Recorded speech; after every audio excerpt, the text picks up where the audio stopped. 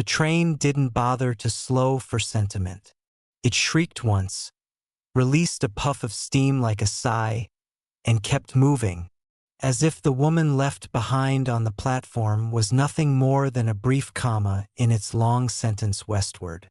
Lydia Ross remained, standing in the hollow space that followed its departure. Her hat trembled against the wind, gloved fingers gripping a single suitcase, and a letter so worn from being opened and folded that the creases threatened to tear it apart. The sky overhead was pale and empty of clouds, but the breeze carried with it dust, and a kind of judgment that felt personal.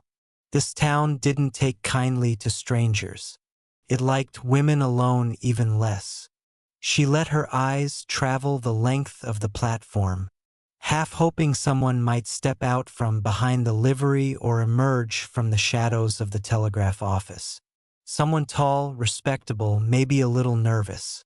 Someone holding a bouquet. Or, at the very least, someone whose eyes might soften when they saw her. But no one came. Only the station master glanced her way, once, then turned back to his business, like it was just another day, and she was just another letdown he'd already seen before. The letter had been clear. He said he'd meet her at the station. Mr. Harlan Tate, age 43, a widower, owned a modest bit of land. He had complimented her penmanship. He'd gone so far as to send money for the journey. She had replied with honesty, "I cannot bear children. If that disqualifies me, I will understand." No reply had come after that. Still, she boarded the train. Because when your name becomes something whispered in the pews, and turns into a weight dragging on your sister's marriage, you begin to believe that silence is all the future has left for you. And if that's the case, it's easier to bear in a place where no one remembers your voice. She took a cautious step forward. Her boots were built for trudging through mud and duty, not for elegance. Her skirt brushed against her coat with the faintest whisper. No one stepped forward to carry her case. No one asked if she had a place to stay. The town streets stretched wide under the glaring sun, lined with shuttered windows and creaking saloon doors. On a porch nearby, a circle of women sat snapping beans and judging just as briskly. One of them, her hair steel gray and her eyes like sharpened stone, leaned in to whisper something. The rest of the group turned to stare. Lydia kept walking. At the edge of town stood the boarding house, like a mother who'd been pushed from the table but still kept an eye on the door. Its paint was flaking, and a faded wooden sign read, "Mrs. Whitcomb's Lodging and Meals." Inside, the scent of boiled potatoes and old wood lingered in the air. "You're the one who came for Mr. Tate," Mrs. Whitcomb said without warmth, peering at Lydia from behind the desk. Her dress was a bit too snug in the bodice, and her smile didn't even attempt kindness. "Yes," Lydia replied. "He take up with someone else?" she asked, already reaching for the ledger. "Girl from 2 towns over," the woman said. "Younger, healthy." That last word struck hard, underlined more by tone than speech. He figured it wasn't worth the awkwardness. Sending word. "I see. You got people here?" "No, ma'am." "Then you're upstairs. End of the hall. Attic room. Supper's at 6. Don't expect seconds." Lydia gave a nod. Her throat had gone tight and dry. The brass key was cold in her palm. The attic room was cramped. The ceiling sloped. A single narrow bed tucked under the eaves, and a basin of murky water resting near a streaked window. Dust floated in the light like tiny, drifting spirits. She set her suitcase down and perched on the bed. The mattress creaked beneath her, like an old woman sighing in sympathy. She reached for the letter, the one she had sent, not the one she had hoped to receive. She read it again, slower this time. I am not young nor fruitful, but I believe a woman's worth can be more than what her body provides. I can cook, read, manage a household. I am steady in my moods and not given to foolishness. If that suits your needs, I would come with honesty in my heart. She had signed it. Lydia Ross, formerly of Boston. She folded it gently, pressed it closed, and tucked it inside her coat pocket. He didn't remove his hat until he'd found his usual spot near the aisle. His boots landed softly on the wooden floorboards as he moved to sit beside the preacher. His eyes scanned the congregation and stopped when they reached her. Their gazes met across the rows. She almost looked away, but something in the way he held her gaze made her stay. It wasn't pity. That would have been too much to bear.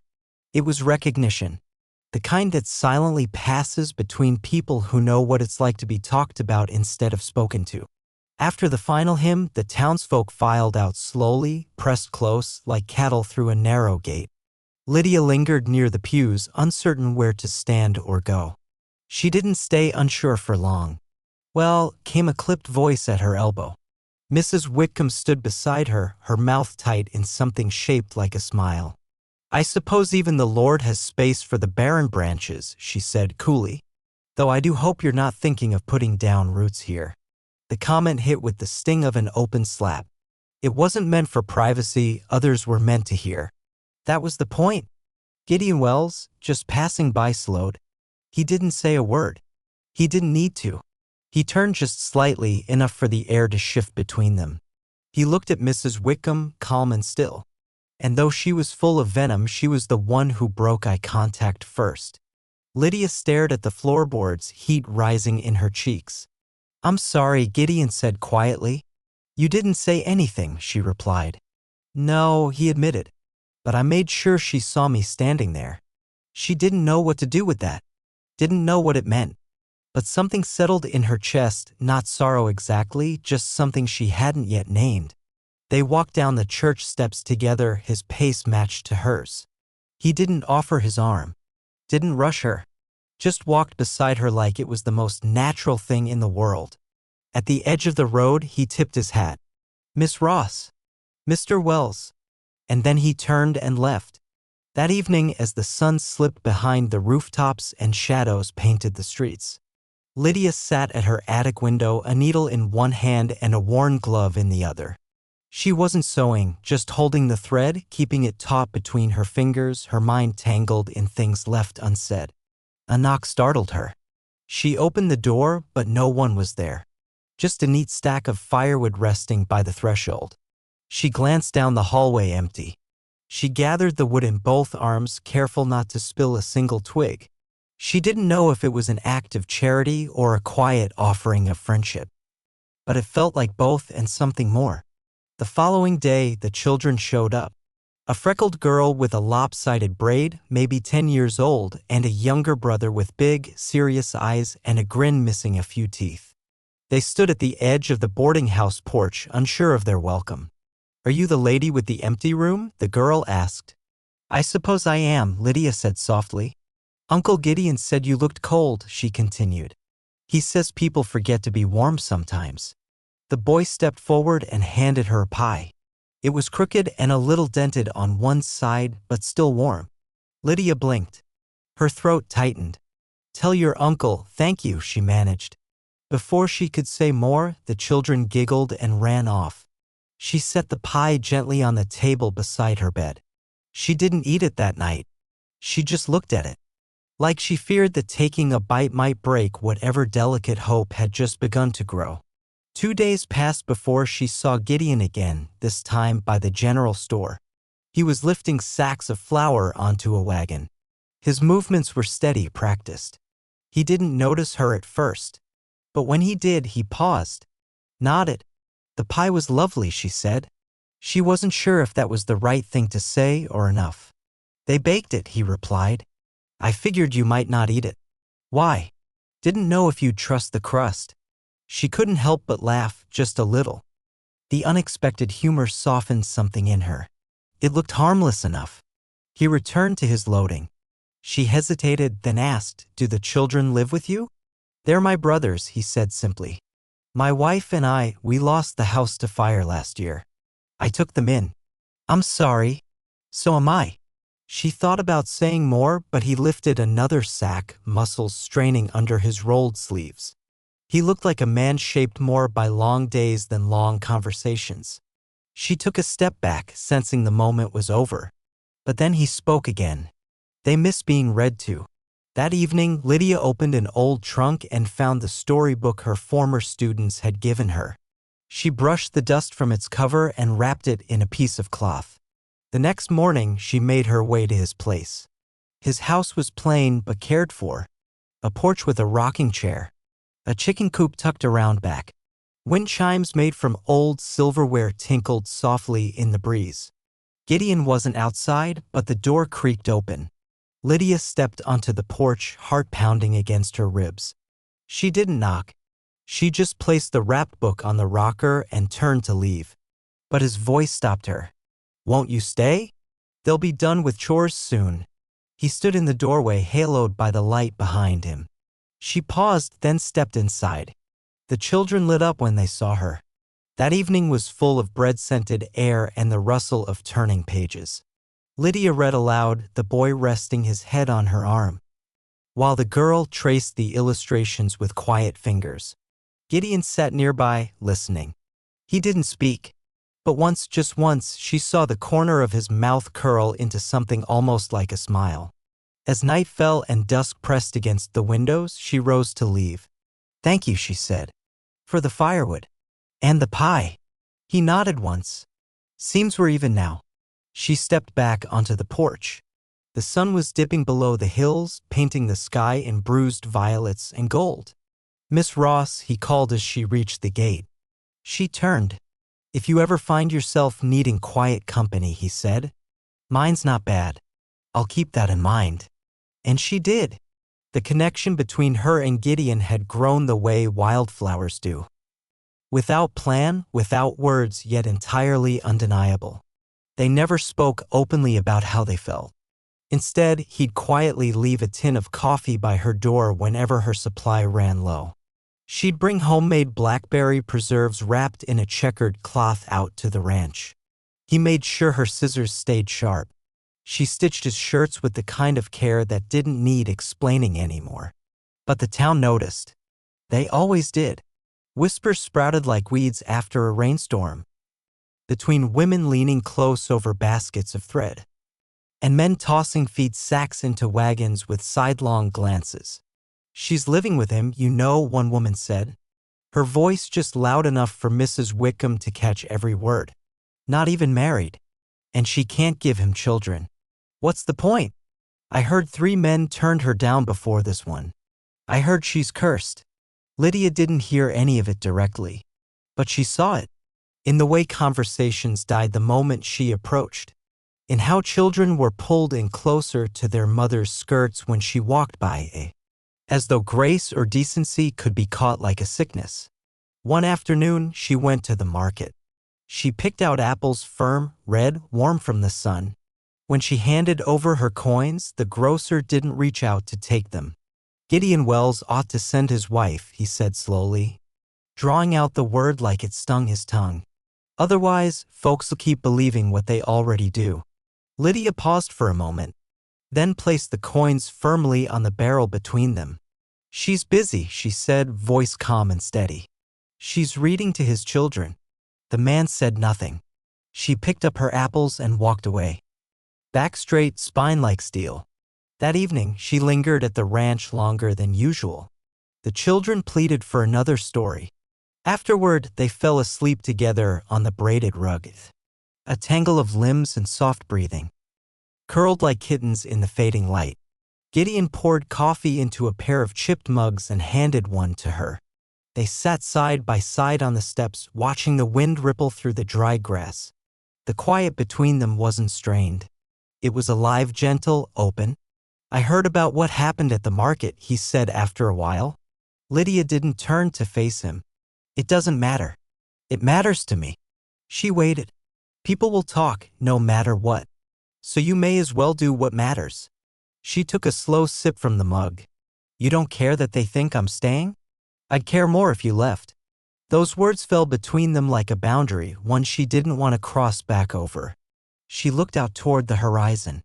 For so long, she said softly, I believed I had to earn a place. With children, with usefulness, with silence. You don't have to earn anything here. She nodded. Her eyes shimmered in the fading light. But peace, as she had come to know, was fragile. 3 days later, Mrs. Wickham intercepted her outside the boarding house. Her voice was as polished as her lace collar. Miss Ross, she said with a thin smile, a woman must be careful about what she allows others to believe. I believe I'm helping a family. You believe too much in your own virtue. Lydia took a step back. Do you want me gone? Mrs. Wickham didn't reply. She simply turned away and shut the door behind her with more force than necessary. That night, Lydia packed a small case. Not because she planned to leave, but because she needed the reminder that she still could.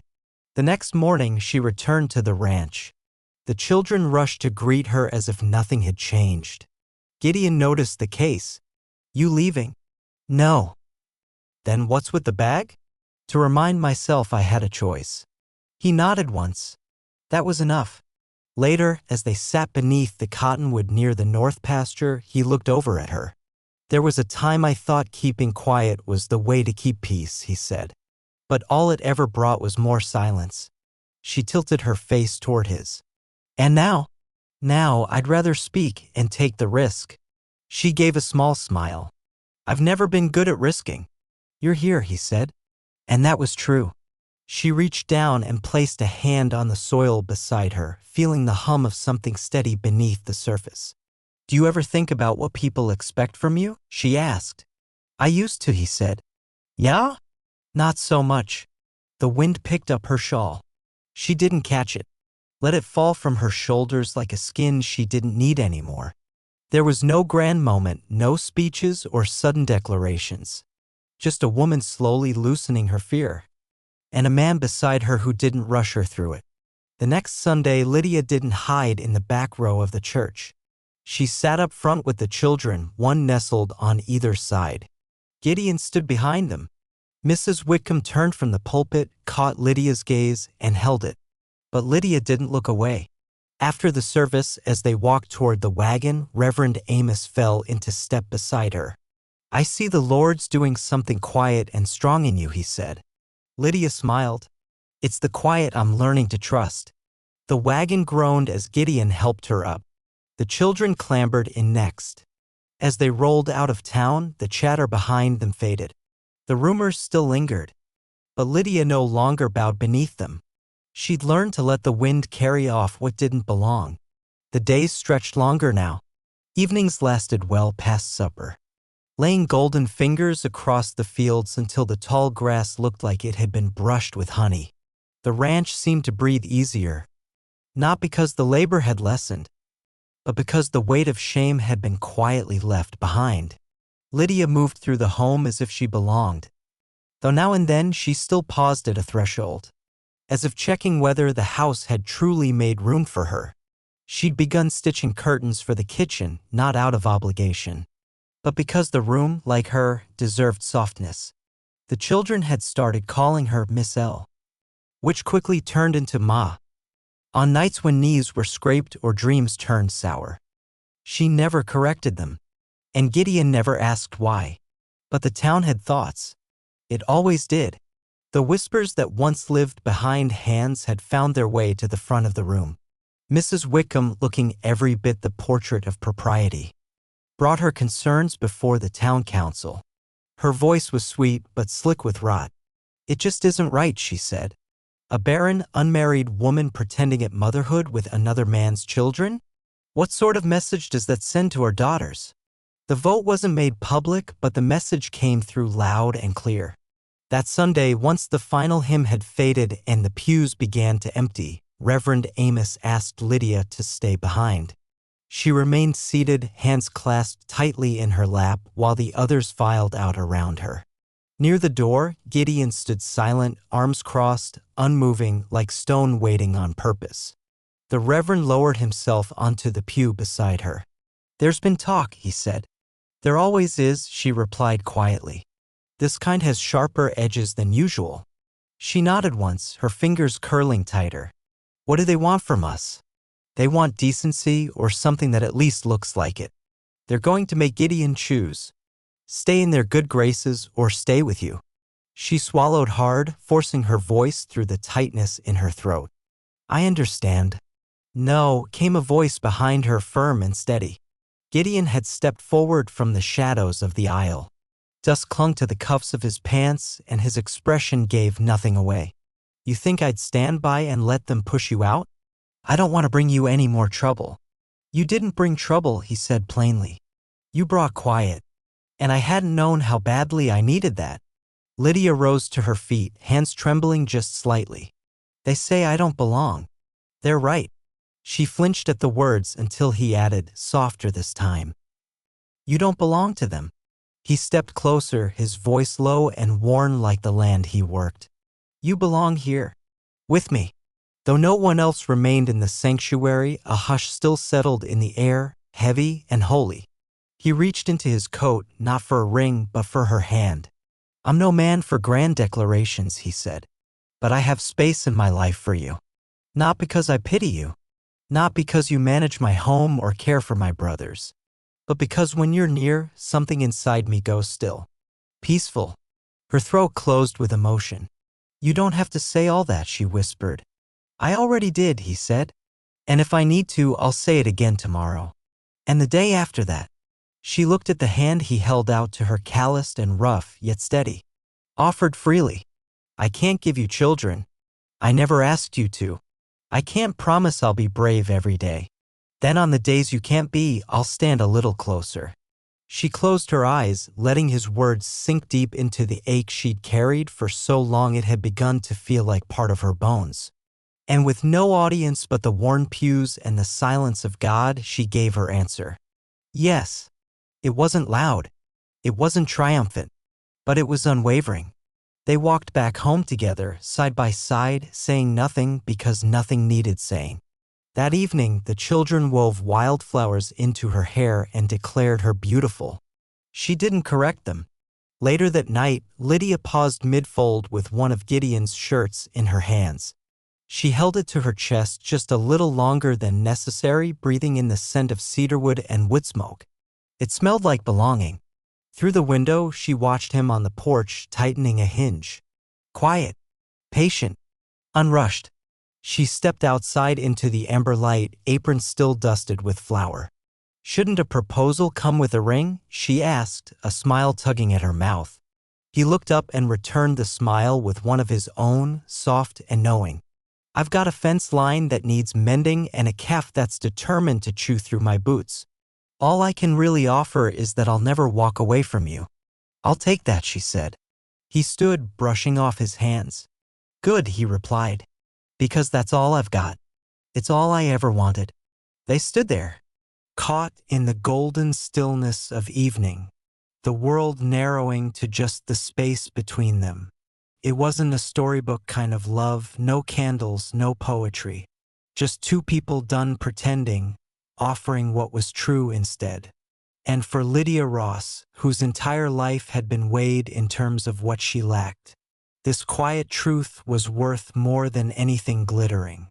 She didn't belong because someone claimed her. She belonged because someone stayed, when the easy thing would have been to walk away. The next morning, sunlight crept slowly across the floorboards, casting gold into the corners of the kitchen. Dust spun through the air like stars. Lydia stood barefoot, stirring porridge for the children. Gideon stepped in from the porch, giving her a familiar nod, one softened by something he showed to no one else. He didn't kiss her, didn't touch her, but when he lifted the pot from her hands without a word and brought it to the table, she knew she wasn't just passing through his life anymore.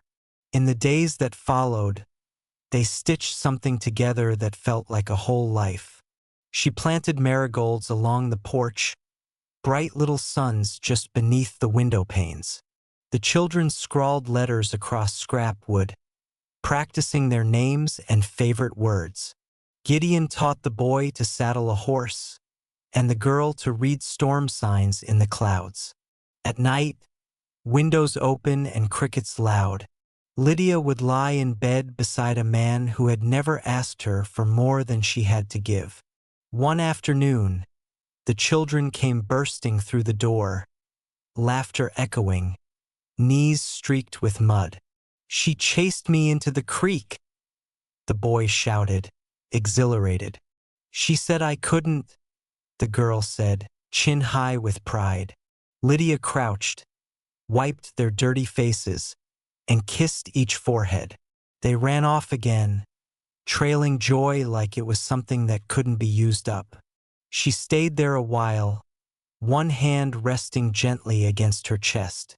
That night, she turned to Gideon in the soft glow of lamplight. "Do you ever wish they were yours?" she asked. He met her eyes, holding them a long time. "They are," he said. "But peace never settles long in places where jealousy grows and small minds take root." Word spread fast. A quiet marriage. No preacher, no papers, no ring. Just a woman and a man choosing each other without permission. What began as murmurs turned into sharpened accusations. The same voices that once pitted Gideon now called him a fool. They said he'd let her ruin his name, said she'd stolen what was his legacy, his land. Mrs. Whitcomb wasn't finished either. She returned to the church elders, her voice sweet and rehearsed. "We must think of the children," she said, lips pressed into righteous concern. "What if she leaves? What if her shame becomes theirs?" Reverend Amos, tired and wise, offered no response. But his silence only gave her more fuel. That same week, Gideon's cousin arrived. Malcolm Wells, wealthy, pressed clean, with boots that had never touched a dirt path and eyes that smiled at nothing. He brought flour by the wagon load, and a contract already written.